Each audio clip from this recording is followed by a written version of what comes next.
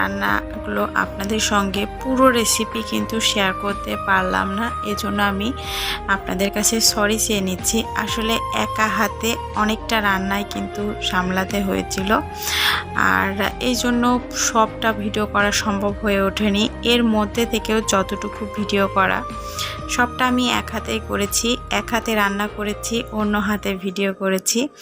যারা আমার regular video দেখেন তারা জানেন আমাকে সেভাবে সাপোর্ট করার মতো তেমন কেউ নেই। তো যাই হোক, অন ক্যামেরায় এবং অফ ক্যামেরায় প্রতিটি রান্না কমপ্লিট করে নিয়েছি।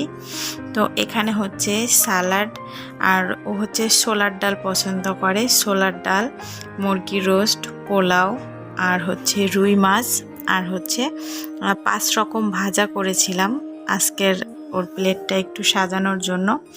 আর সঙ্গে আছে সাদা পোলাও। প্রথমে ও বলেছিল যে মামুনি আমাকে পোলাও রোস্ট করে দিও, তাহলেই হবে। তো ভাবলাম যে না, আজকের দিনটা খুবই স্পেশাল আমার কাছে অন্তত, কেননা আজকের দিনে আমি প্রথম মেয়ে বউ থেকে মা হয়েছিলাম।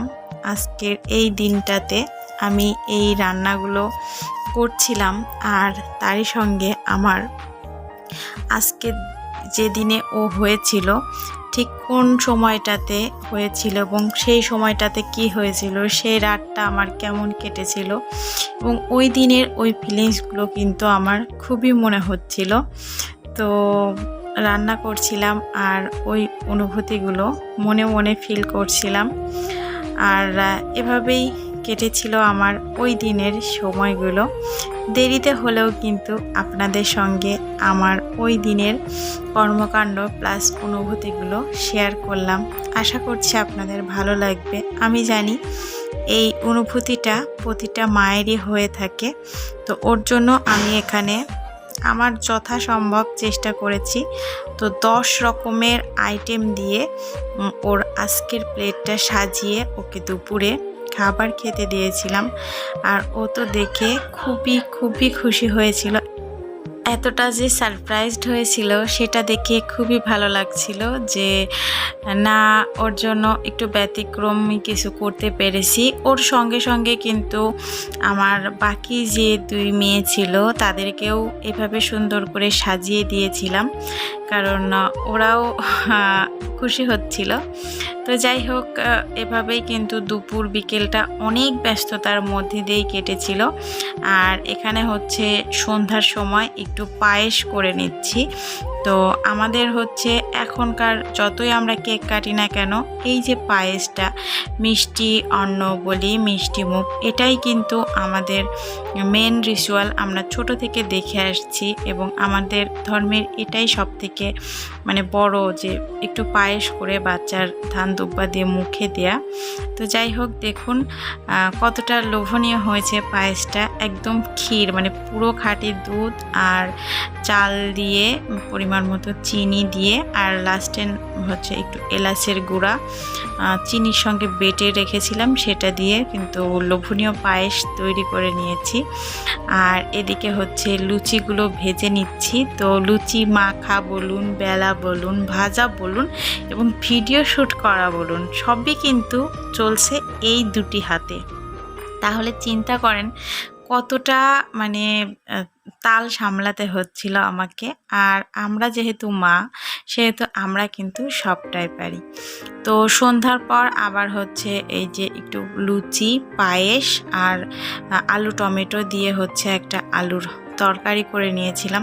ভেবেছিলাম দুপুরের রান্নার সঙ্গে এটা করব, কিন্তু একটু সময় করে উঠতে পারিনি, যার কারণে সবটা সেরে সন্ধ্যার পরে এটা করে এই যে রাত্রেবেলা কেক কাটিং হবে।